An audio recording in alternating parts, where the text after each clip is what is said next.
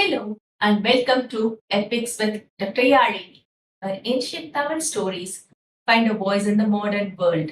I'm Dr. Yalini. Let's start our journey into the world of kings, warriors, and destinies. Let's begin. Ponniyin Selvan, Episode 2, Chapter 4, 5, and 6. The horse had now regained its full strength. Its tiredness was gone, and it moved with renewed energy. Riding steadily through the night, Vandiyathevan finally reached the grand gates of Kadambur Fort. This is not an ordinary residence. Kadambur belonged to Lord Sambuvaraya, one of the most powerful nobles of the Chola kingdom. The entrance itself looked like the gateway to a fortified city. Massive walls rose high on either side, curving inside like a protecting embrace around the fort. Even at that late hour, the place was bustling with activity. Elephants stood near the entrance, shifting their weight slowly. Horses were tied nearby, snorting and stamping. Large bullocks rested on the ground. Servants moved about constantly, feeding the animals, bringing water, and adjusting the harnesses. Torches burned brightly, and attendants stood ready with oil pots to keep the flames alive. Seeing all this, Vandiyathevan slowed down. Something unusual was happening here. This is no ordinary gathering, he thought. For a moment, hesitation crept into his mind. Should I enter now or come back later? But that hesitation lost only for a second. His curiosity was stronger. The gates were open but heavily guarded. Men stood with long spears, stern and alert, like messengers of death itself. Vandiyathevan made a quick decision. If I hesitate, they will suspect me. Better to act boldly. Without slowing down, he rode straight towards the entrance. But just as he approached, the gods crossed their spears and blocked the path.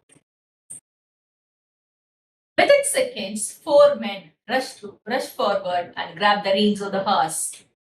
One of them lifted a torch and stared directly at his face.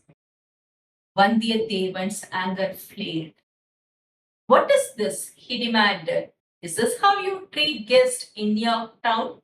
The gods were unimpressed. Who are you? Where do you come from? They asked rudely. Vandiyathevan straightened himself proudly. Yes, my name? Listen carefully. I am Vallavaraya Vandiyathevan from Thiruvallam in the Vanar clan. Once warriors in your land took pride in bearing my ancestors' names. Instead of respect, love followed. One god mocked.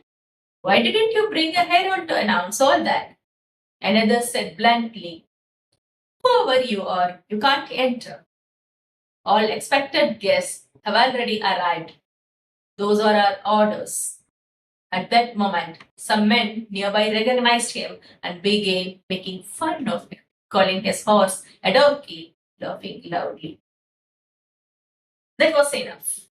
Vandiyathevan had been considering leaving quietly or showing the royal signet he carried. But the insults changed everything. Fine, he said calmly. Let go, I'm leaving. The gods released the horse. And in the very next second, everything changed. With a sudden kick, Vandiyathevan urged his horse forward. At the same time, his sword flashed out of his sheath like lightning. Before anyone could react, he broke through the guards. Spears clattered to the ground. Men stumbled aside. His sword spun like a blazing wheel, and his horse charged straight into the fort. Panic erupted. Catch him! Stop him! The gate slammed shut behind him with a thunderous shout.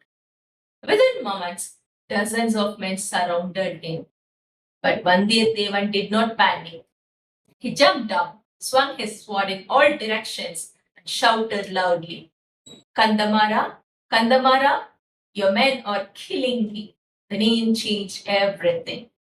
The gods hesitated, and then a young man came running.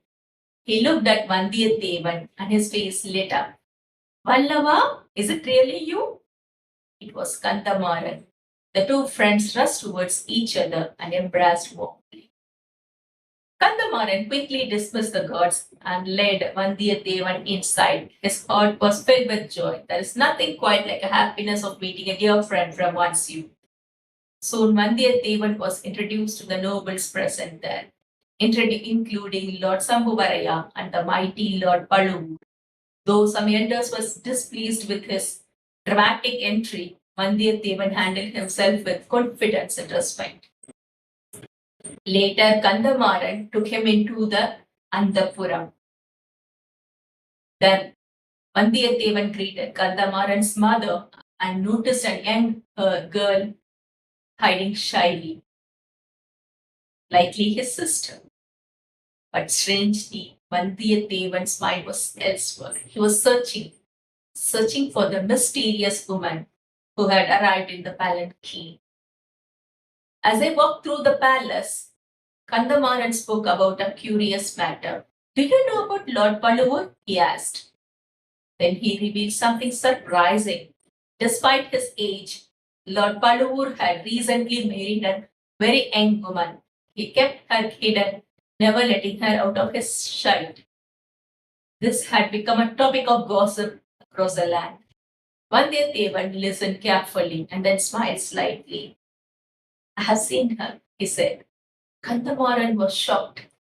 Vandiyathevan described what he had seen, a golden hand parting the curtain of the palanquin, a glimpse of the radiant face. Even that brief moment had left a deep impression on him. Soon, music filled with tears. A Kuravai Kuttu, a dance, was about to begin. The stage was beautifully decorated with flowers, colors, and lamps. 9 maidens stepped forward and began to dance. They sang in praise of Lord Murugan, his bravery, his victories, and his love. The music, the rhythm, the movement, it was mesmerizing. The audience were completely absorbed. Then came a second performance. This one was different, darker, more intense. A man and woman entered, dressed as divine oracles. Their movements grew wild and frenzied as the dance progressed.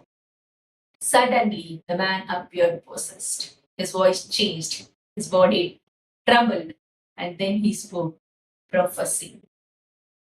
The rains will come, the land will prosper, but he paused. The goddess demands a sacrifice. The audience fell silent.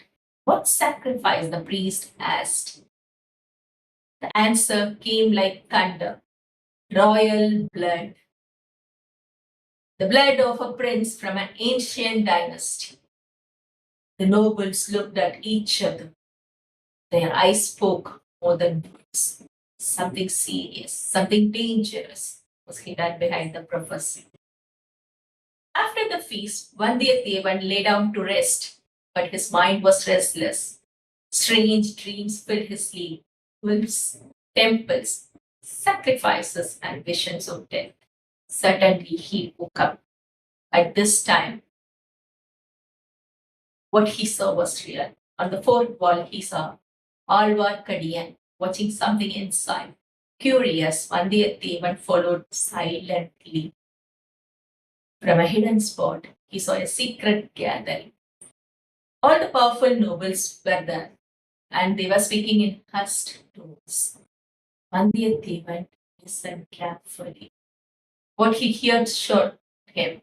They were discussing matters of royal success, plans, secrets, conspiracies. Then his name was mentioned. If that man hears anything, one of them said, he must not leave this place alive. Kandamaran defended him. But the warning remained.